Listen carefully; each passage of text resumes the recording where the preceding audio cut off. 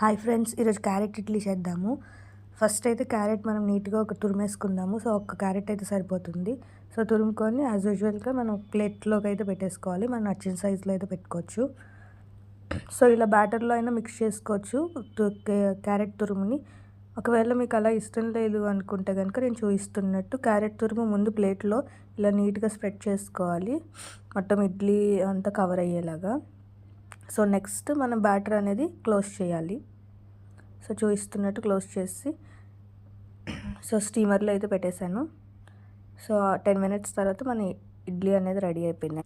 So ఇక్కడ మనము ఇడ్లీతో పాటు క్యారెట్ని కూడా స్టీమ్ చేసాం కదా, సో అందుకని ఏ ప్రాబ్లం ఉండదు, హ్యాపీగా అందరూ తినొచ్చు. సో చిన్న పిల్లలు 1 ఇయర్ లోపు పిల్లలకైనా పెట్టచ్చండి. సో పెద్దవాళ్ళకైనా, సో స్కూల్కి వెళ్ళే బోరింగ్ ఇడ్లీ తినరు కదా కొంతమంది, సో అలాంటి వాళ్ళకి ఇలా చేసి పెట్టండి. సో కంపల్సరీగా తింటారు, సో ఎంజాయ్ కూడా చేస్తారు.